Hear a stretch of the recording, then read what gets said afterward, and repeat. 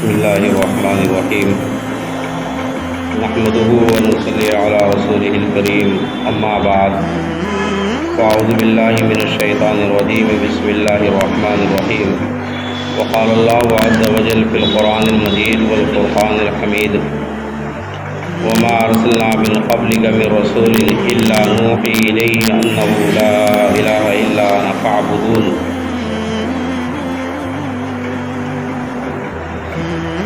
وقال موضع الآخر ولا تدع من دون الله ما لا ينفعك ولا يضرك فإن فعلت فإنك إذا من الظالمين. دو آیتیں آپ حضرات کے سامنے قرآن پاک کی تلاوت کی گئی ہیں. ان آیتوں میں اللہ رب العالمین نے اپنی توحید کو بیان کیا ہے، اپنی وحدانیت کو اللہ تعالیٰ نے ان آیات میں بیان کیا ہے.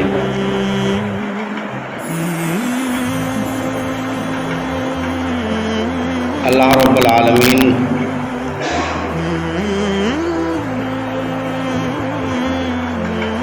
وہ اکیلا ہے، اس کا کوئی ہمسر نہیں ہے، اس کا کوئی ساجی نہیں ہے، اس کا کوئی شریک نہیں ہے. عبادت کے لائق وہی ہے، تمام چیزوں کا خالق اور مالک وہی ہے، اس کے علاوہ اور کوئی نہیں ہے. اسے کہتے ہیں عقیدہ توحید. توحید کا عقیدہ رکھنا، اللہ کی ذات سے اپنے عقیدے کو وابستہ کرنا کہ اللہ کے علاوہ کوئی حاجت روا نہیں ہے، وہی ہمارا رزاق ہے، وہی رزق دینے والا ہے. اسی نے زمین و آسمان اور تمام جتنی چیزیں ہیں زمین و آسمان کے اندر، وہ تمام کے تمام اسی نے پیدا کیے. اس کے علاوہ کوئی اور نہیں ہے. یہی عقیدہ ایمانی ہے، عقیدہ مسلمانی ہے. ذرہ برابر بھی اللہ کی ذات میں اگر شک اور شبہ ہو جائے یا دوسری چیزوں سے نفع اور نقصان کے ہونے کا یقین ہو جائے تو یہ اللہ کی ذات میں شرک کے برابر آتا ہے کہ اللہ کی ذات میں ہم دوسرے کو شریک کر کے اور اس سے نفع کی امید کر رہے ہیں یا اس سے ضرر کی اور نقصان کی امید کر رہے ہیں. یہی شرک ہے اور اسی کو شرک کہا گیا ہے. تو اس توحید کے بارے میں کہ اللہ کے وحدانیت کو مانا جائے، اللہ کے وجود کو تسلیم کیا جائے اور اپنے دل و دماغ میں اس کی ذات کو بٹھایا جائے، اسی کا نام توحید ہے. اور اس توحید کو اللہ تعالیٰ نے ان آیت میں بیان کیا ہے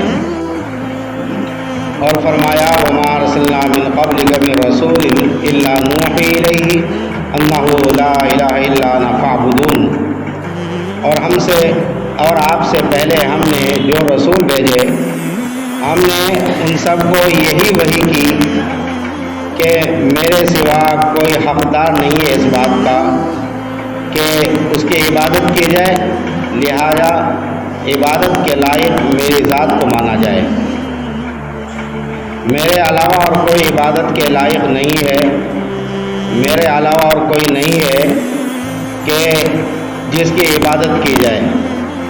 دوسری آیات میں اللہ رب العالمین نے ارشاد فرمایا وَلَا تَدْعُ مِن دُونِ اللَّهِ مَا لَا يَنفَعُكَ وَلَا يَضُرُّكَ فَإِن فَعَلْتَ فَإِنَّكَ إِذًا مِّنَ الظَّالِمِينَ. اور اللہ کو چھوڑ کر اس کو مت پکاریے جو آپ کو نہ نفع پہنچا سکے اور نہ نقصان پہنچا سکے. اگر آپ ایسا کریں گے کہ اللہ کی ذات کے علاوہ کسی دوسرے سے نفع و نقصان کی امیدیں لگائیں گے تو اذا من الظالمین، تو ظالمین میں سے ہو جائیں گے. اور ظالموں کا اللہ تعالیٰ کے یہاں کوئی ٹھکانہ نہیں ہے. ان آیات سے یہ بات واضح ہوتی ہے کہ تمام دنیا اور دنیا کی جتنی چیزیں ہیں وہ تمام کے تمام اللہ کے قبضہ قدرت میں ہیں.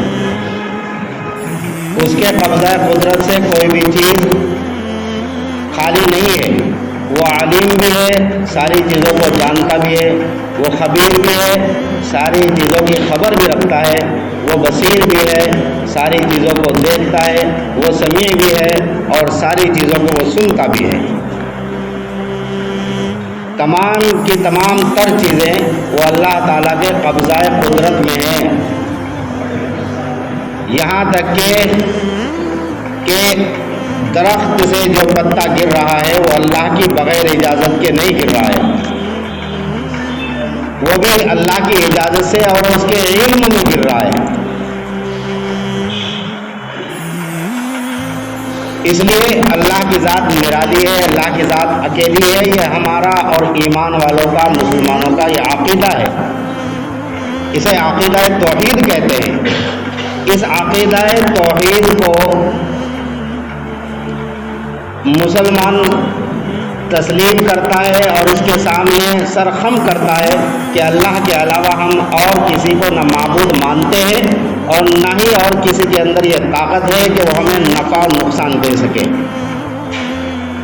اسے کہتے ہیں مسلمان جس نے تمام چیزوں کی نفی کر دی، تمام چیزوں کو پس پشت ڈال دیا اور یہ کہہ دیا اللہ کی ذات کے علاوہ کوئی اور نہیں ہے، کوئی اور نہیں ہے. قرآن پاک نے جگہ جگہ جہاں تھوڑی تھوڑی باتیں کی ہیں وہیں تھوڑی دیر کے بعد پھر اللہ کی ذات کا تذکرہ کیا، پھر تھوڑی سی بات کی ہے، پھر تھوڑی دیر کے بعد اللہ کی ذات کا تذکرہ کیا. پورا قرآن جہاں بھی اللہ نے کوئی واقعے کو بیان کیا، کسی مسئلے کو بیان کیا یا کسی حکم کو اللہ نے بیان کیا، اس کے بعد اللہ نے فوراً اپنی ذات کے بارے میں بیان کیا کہ اللہ سے ڈرنا، اللہ کے ہونا، اللہ سمیع خبیر، اللہ سمیع علیم، اللہ بصیر، اللہ علی کل شیء قدیر. ہر چیز میں بیان کیا گیا. افلا تتفکرون، کیوں غور نہیں کرتے ہو؟ اللہ کی ذات میں غور کرو، زمین و آسمان میں غور کرو، اللہ کو پہچانو، اللہ کو پہچانو. اس پہچان کو، اس یقین کو اپنے دلوں میں بٹھا لینا، یہی عقیدہ توحید ہے کہ اللہ کے علاوہ اور کوئی نہیں ہو سکتا ہے. لا الہ الا اللہ، سب کی نفی کر دی گئی سوائے اللہ کے. کوئی معبود نہیں ہے، کوئی نہیں ہے سوائے اللہ کے، کوئی نہیں ہے. اور کبھی کبھی غور کیا کرے بیٹھ کر کے، علماء نے لکھا ہے کہ چیزوں میں غور کیا کرے بیٹھ کر کے تو اللہ کی وحدانیت دل و دماغ میں اور پختہ ہوگی اور مضبوط ہوگی. جب تنہائی میں بیٹھے ہوئے ہوں تو اس دنیا کے نظام کو دیکھو، اس دنیا کے نظام کو دیکھو کہ کون ذات اس نظام کو کس انداز میں چلا رہی ہے، کس انداز میں چلا رہی ہے. مثلا شہتوت کا آپ نے درخت دیکھا ہوگا. شہتوت کا درخت ہوتا ہے، اس کے اوپر میٹھا پھل لگتا ہے. اس شہتوت کے پتوں کو ریشم کا کیڑا کھاتا ہے اور وہ اندر خول میں ہوتا ہے، تو اس پتے کو وہ ریشم کا کیڑا کھاتا ہے تو اس کے کھانے سے ریشم بنتا ہے، اس کے کھانے سے ریشم بن جاتا ہے. اور اسی شہتوت کو اگر ہرن کھا لے تو مشک بن جاتا ہے. اسی شہتوت کو اگر اس کے پھل کو شہد کی مکھی چوس لے اس کے رس کو تو شہد بن جاتا ہے. اگر اسی کو گائے اور بھینس اور بیل کھا لے تو گوبر بن جاتا ہے. چیز ایک ہے لیکن مختلف اس کی چیزوں کو اللہ نے بنا دیا. یہ کس نے بنایا؟ کون بنانے والا ہے؟ سورج کے اوپر غور کریں کہ سورج زمین سے 9,25,00,000 کلومیٹر اوپر اور اتنا زبردست نظام کہ زمین اس کے سامنے ایک نقطے کے مانند सूरज इतना वसी और इतना बड़ा, उसके निज़ाम को कौन चला रहा है जिसमें एक सेकंड का भी फर्क नहीं आया। बारिश की जहां जरूरत होती है वहां बारिश बरसती है, जहां जितने पानी की जरूरत है वहां पानी बरसता है। इस निज़ाम को कौन चला रहा है? बादल पानी को समंदरों से उठा करके लाते हैं और ला करके एक मियाद तक, एक वक्त मुकर्रर तक उसे अपने अंदर व्यवस्थित करके रोके रखते हैं। इस निज़ाम को कौन चला रहा है? पहाड़ों के ऊपर बर्फ को जमा दिया जाता है और ज़रूरत के तहत उसे पिघाल करके ज़मीन में पानी को महफूज कर दिया जाता है ताकि इंसान अपनी ज़रूरत के मुताबिक ज़मीन से पानी निकाल ले। तो कौन चला रहा है इस निज़ाम को? किसान अपना काम करता है और खेती में बीज डाल करके वो घर वापस आ जाता है। इससे ज़्यादा का उसे इख्तियार नहीं, ना ही वो कुछ कर सकता है इसके अलावा। तो उसके अंदर से कॉपर कौन निकालता है? एक ही दरख्त के ऊपर रंग बिरंगे फूल आपको नजर आएंगे और अजीब अजीब फूल जो तबीयतों को अपनी तरफ खींच लें, तो उन दरख्तों के अंदर से इन रंग बिरंगे फूल और अंदर मिठास और उसके अंदर खींचने की सलाहियतें कौन पैदा कर रहा है? वो अल्लाह है जो हम तमाम का हाजत रवा, तमाम की हाजतों को पूरा करने वाला है। वही तो अल्लाह है। उसी ने हमें पैदा किया और एक दिन हमें उसी के पास लौट जाना है। इन्ना लिल्लाहि व इन्ना इलैहि राजिऊन, ये दुआ पढ़ते हैं ना जब कोई हादसा होता है, इसका तर्जुमा यही है कि उसी की तरफ से हम आए हैं और उसी की तरफ हमें लौट कर चला जाना है। असल मालिक हमारा वो है, असल खालिक हमारा वो है, असल रिज़्क़ देने वाला वो है, असल ज़रूरतों को पूरा करने वाला वो है, उसके अलावा और कोई नहीं है। इसे कहते हैं तौहीद, अपने अंदर बिठा लेना, अल्लाह की वहदानियत को अपने अंदर बिठा लेना। ज़र्रा बराबर भी उसकी ज़ात के अलावा किसी और के अंदर अपने यकीन को बिठाना, ये शिर्क में दाखिल होता है। मस्जिद का ताउन फरमाए भाई, मस्जिद का ताउन करेगा, आपसे दरख्वास्त है। अल्लाह के नबी सल्लल्लाहु अलैहि वसल्लम ने इरशाद फरमाया कि अल्लाह ताला ने फरमाया कि जितने साझेदार हैं जो अपनी ज़ात में दूसरों को साझा समझते हैं या उन्हें हम साझेदार समझते हैं, उन तमाम में सबसे ज़्यादा साझे से बेपरवाह ज़ात मेरी है। बेपरवाह ज़ात मेरी है। जो दूसरों में साझा करेगा उससे मैं बेजार हो जाता हूँ, उससे मैं बेजार हो जाता हूँ, उसे छोड़ देता हूँ। जाओ, जहाँ से अपनी ज़रूरतों को ख्वाहिशमंद हो कि हमारी ज़रूरतें यहाँ से पूरी होंगी, वहीं से जाकर के अपनी ज़रूरतों को पूरा करो, वहीं से पूरा करो। एक हदीस में अल्लाह के नबी सल्लल्लाहु अलैहि वसल्लम ने इरशाद फरमाया, जो अपनी हाजतों को अल्लाह के अलावा दूसरों से मांगता है, दूसरों के सामने अपनी ज़रूरतों को रखता है, हाजतों को मांगता है कि मेरी हाजतें यहाँ से पूरी हो जाएंगी, तो मैं उनकी हाजतों को और बढ़ा देता हूँ। कभी उनकी हाजतें पूरी नहीं होंगी, कभी पूरी नहीं होंगी। वहाँ जूतों के देख कर रख दीजिए, वहाँ से कर लीजिए।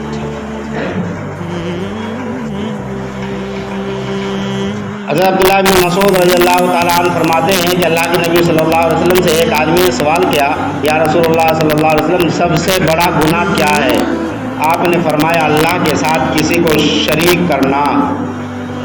अल्लाह के साथ किसी को शरीक करना ये सबसे बड़ा गुनाह है, क्योंकि अल्लाह ने फरमा दिया, इन्नल्लाह ला यग़फ़िरु अन युशरका बिही व यग़फ़िरु मा दून ज़ालिका लिमन यशा, कि अल्लाह ताला शिर्क के अलावा हर किसी की मग़फ़िरत फरमा देगा, लेकिन मुशरिक की और अल्लाह की ज़ात में शरीक करने वालों की मग़फ़िरत नहीं होगी,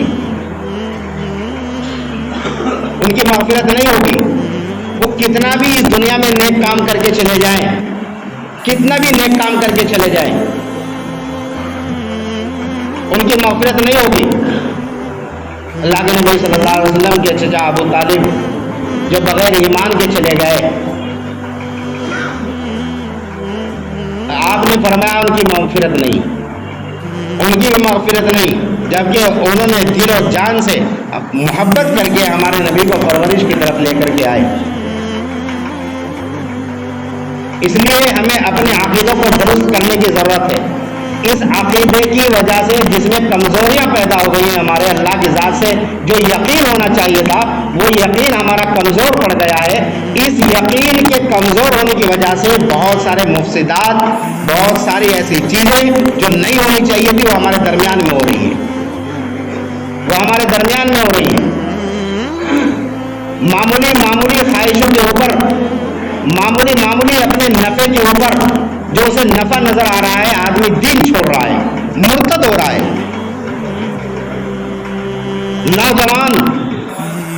نوجوان معمولی خواہشات کے اوپر اپنے دین کو چھوڑتے جا رہے ہیں، مرتد ہوتے جا رہے ہیں۔ ایک فہرست ان کی آ رہی ہے۔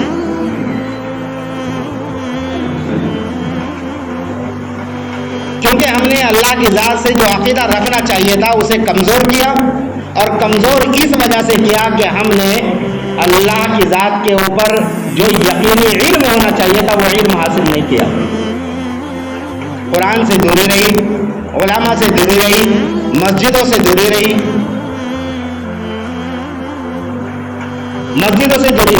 اللہ کے نبی صلی اللہ علیہ وسلم خطاب فرما رہے تو کچھ نے ہاتھ اٹھا کر کے کہا یا رسول اللہ ہم بھی ایمان والے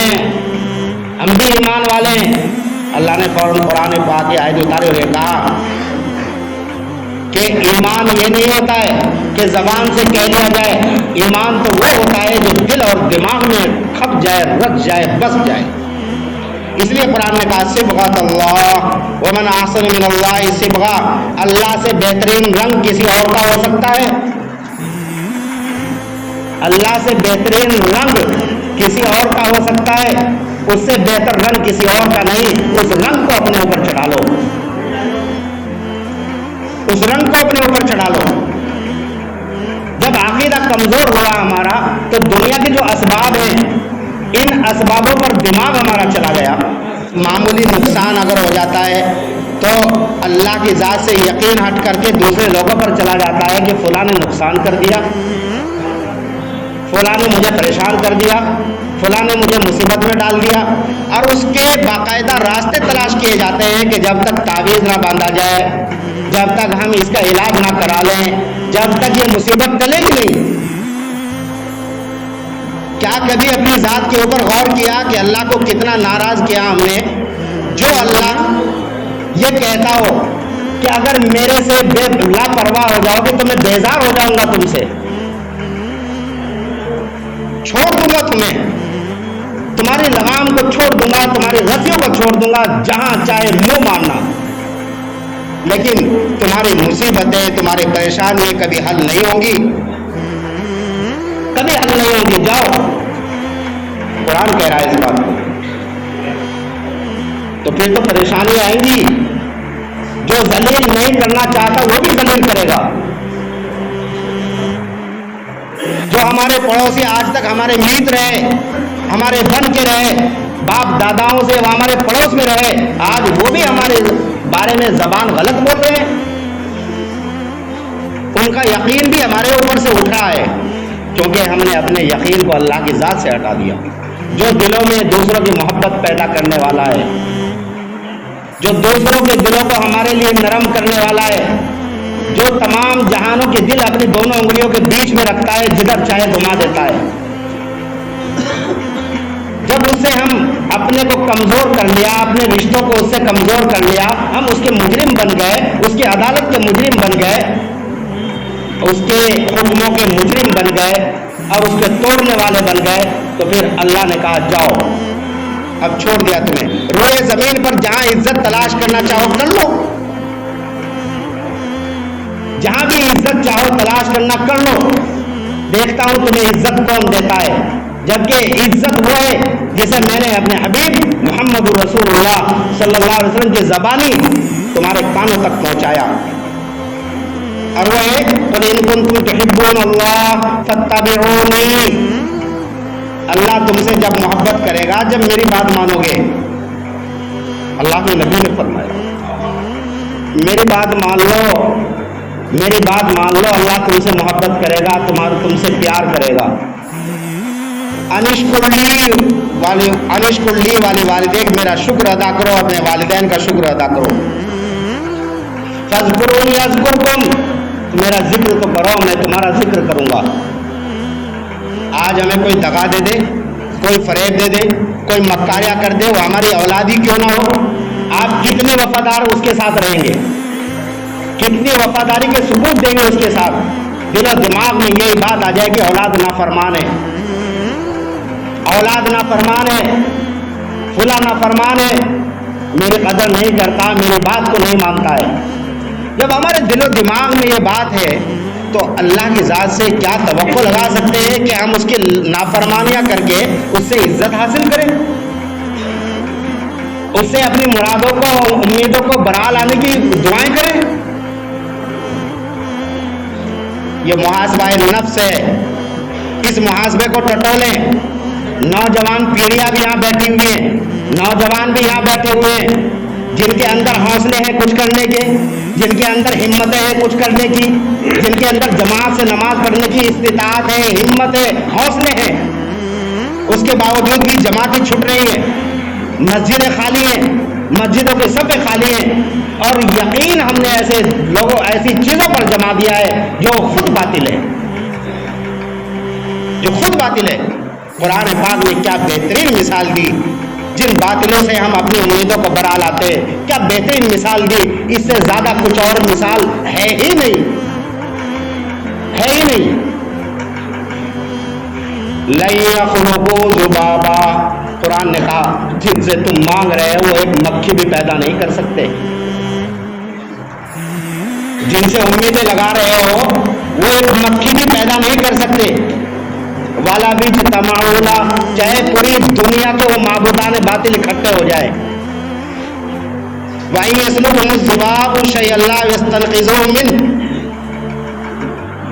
اور اگر وہ مکھی ان کا کچھ کھانا اٹھا لے جائے، کچھ چیز اٹھا لے جائے وہ مکھی، تو اس مکھی سے وہ کھانا لے بھی نہیں سکتے، چھین بھی نہیں سکتے، وہ اتنے کمزور ہیں۔ ضعف الطالب والمطلوب، مانگنے والے بھی کمزور، جن سے مانگا جا رہا ہے وہ بھی کمزور، جن سے مانگا جا رہا ہے وہ بھی کمزور ہے۔ اس لیے اللہ کی ذات سے یقین بناؤ، تمام معاملات وہاں سے ملتے ہیں۔ اللہ کے نبی صلی اللہ علیہ وسلم نے اس عقیدے کو پختہ کرنے کے لیے فرمایا جوتے کا تسمہ بھی ٹوٹ جائے تو وہ بھی اللہ سے مانگو، جوتے کا اگر تسمہ بھی ٹوٹ جائے تو وہ بھی اللہ سے مانگو۔ 13 سالہ زندگی مکہ المکرمہ کے نبی بننے کے بعد عقیدہ توحید پر گزری ہے، مسائل پر نہیں، لوگوں کے عقیدے کو صحیح کرنے کے لیے گزری ہے، تاکہ لوگوں کے عقیدے صحیح ہو جائیں، وہ باطل عقیدے نہ رہیں، انہیں اسلام منع کرتا ہے۔ ان باطل عقیدوں پر نہ چلو، کوئی غمخوار، کوئی پرسان حال نہیں ملے گا، سب ساتھ چھوڑ دیں گے، یہی اپنے ہمیں کاندھوں پر بٹھا کر کے مٹی کے گڈھے میں دفن کر کے آئیں گے۔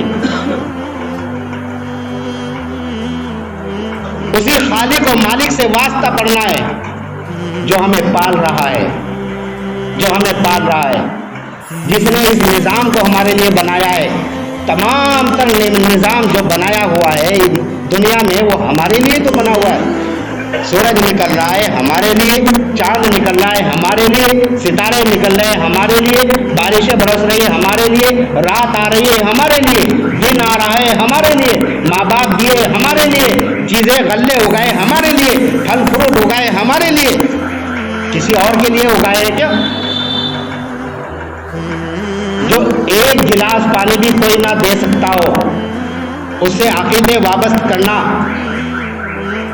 یہ حماقت ہے، جہالت ہے، اللہ کے ساتھ دھوکہ ہے، فریب ہے، اللہ کی ذات کے ساتھ دھوکہ ہے۔ اس لیے اللہ کی ذات کو مانے، اللہ کی ذات پر چلے، اس کی ذات کو ہر وقت حاضر ناظر سمجھے کہ وہ ہر وقت ہمارے ساتھ ہے، دائیں بائیں اوپر نیچے آگے پیچھے، ہر وقت۔ اللہ لا الہ الہ الا ہو الحی القیوم. اپنا تعارف کرا رہا ہے اللہ تعالیٰ، اپنا تعارف کرا رہا ہے تاکہ بندے مجھے پہچان جائے. اللہ وہ ذات ہے، اس کے علاوہ اور کوئی نہیں. الحی القیوم، وہ زندہ ہے، وہ زندہ ہے، وہ ہر وقت زندہ ہے. قیوم، وہ قائم ہے، ہر وقت قائم ہے، وہ واجب الوجود ہے، ہمیشہ سے اور ہمیشہ رہے گا. قیوم اسے کہتے ہیں کہ جو خود بھی قائم ہو اور دوسری تمام چیزوں کو بھی قائم رکھنے والا ہو، دوسری چیزوں کو بھی تھامے ہوئے ہو، اور اللہ کی ذات کے علاوہ اور کوئی نہیں ہو سکتا ہے. اسی لیے کہا گیا ہے قیوم. جو ہم لوگوں کے نام لیتے ہیں نا، عبد القیوم نام ہے، قیوم بھائی، قیوم بھائی، علماء نے لکھا ہے حرام ہے، ناجائز ہے اللہ کے نام سے دوسروں کو پکارنا. رحمان بھائی، قیوم بھائی، غفار بھائی، ستار بھائی. عبد الستار، عبد الغفار، عبد القیوم، عبد الرحمان، اس طرح ادب کے ساتھ نام لو. ان کے معنی ہوتے ہیں اللہ کا بندہ. لا تأخذہ سنۃ ولا نوم، اسے کبھی اونگ تک نہیں آتی نہ نیند آتی، وہ تھکتا نہیں ہے. اللہ اپنا تعارف کرا رہا ہے، وہ تھکتا نہیں ہے. میں تھکتا نہیں ہوں. دنیا کے آدمی کی فطرت ہوتی ہے، وہ سوچتے ہیں کہ دنیا کا پورا نظام وہ چلا رہا ہے، اللہ تعالیٰ کو تھکن نہیں ہوتی. اللہ نے کہا نہیں، اونگ تک نہیں آتی، اللہ تعالیٰ کو اونگ تک نہیں آتی. لا تأخذہ سنۃ، اونگ جھپکے کے مار دینا وہ بھی نہیں ہے. ولا نوم، اور نہ اسے نیند آتی ہے. اللہ نے اپنا تعارف جگہ جگہ قرآن پاک میں عجیب عجیب انداز میں کرایا، عجیب عجیب انداز میں کرایا. اسے پڑھیں، اسے سمجھیں، اللہ کی ذات سے یقین جوڑیں. اور یہ کب ہوگا؟ جب ہم اللہ والوں کی مجلسوں میں بیٹھیں گے، جب ہم مسجدوں کے حلقوں میں بیٹھیں گے، جب ہم اللہ والوں کے پاس بیٹھیں گے. اگر پورا وقت غیر اللہ والوں کے پاس گزاریں گے تو عقیدے میں اللہ کی ذات سے جو تعلق ہونا چاہیے ضرور کمیاں پیدا ہوں گی، ضرور کمیاں پیدا ہوں گی. اس لیے اپنے عقیدے کو درست کرنے کے لیے اپنے مشائخ سے، اپنے علماء سے، مسجدوں سے رابطے قائم کریں. قرآن و احادیث سے اپنے رابطوں کو قائم کریں. جو حضرات پڑھے لکھے ہیں اپنی پڑھائی کو اپنے سامنے اللہ کی نعمت سمجھتے ہوئے قرآن پاک کو پڑھا کریں، احادیث کو پڑھا کریں. جو پڑھے ہوئے نہیں ہیں وہ پڑھے لکھے لوگوں کے پاس بیٹھا کریں تاکہ ہمارا عقیدہ درست رہے. کوئی اس عقیدے کے اندر مہمیز نہ لگا دے، کوئی اس عقیدے کو کمزور نہ کر دے، کوئی اس عقیدے میں چوکا نہ مار دے. اور آج یہی ہو رہا ہے، یہی ہو رہا ہے. عشق و مستی میں ہمارے نوجوان بچے مرتد ہو رہے ہیں. ہم غفلت میں معمولی روپے کی نفع میں ہمارے جو ہے لوگ مرتد ہو رہے ہیں. صرف کس وجہ سے کہ اللہ کی ذات سے جو تعلق ہونا چاہیے تھا وہ انتہائی کمزور تھا. ہمارا تعلق اتنا کمزور ہے، اللہ سے یقین اتنا کمزور ہے، جو یقین ہمارے مسجدوں میں نہیں لا سکتا ہمیں، وہ کتنا کمزور ہوگا. اس لیے کہنے کو بہت کچھ ہے اور انشاءاللہ کہتے رہیں گے، لیکن سب سے پہلی ذات یہ ہے ہر آدمی کو چاہیے کہ اللہ کی ذات سے وہ وابستہ ہو جائے، اللہ کی ذات سے وابستہ ہو جائے. اللہ تعالیٰ حسبنا اللہ و نعم الوکیل، نعم المولا و نعم النصیر، وہی ہمارا کارساز ہے، وہی کارساز ہے ہمارا. ہمیں اس کی ہی کفالت چاہیے، ہمیں کسی کی کفالت کی ضرورت نہیں ہے. اللہ عمل کی توفیق.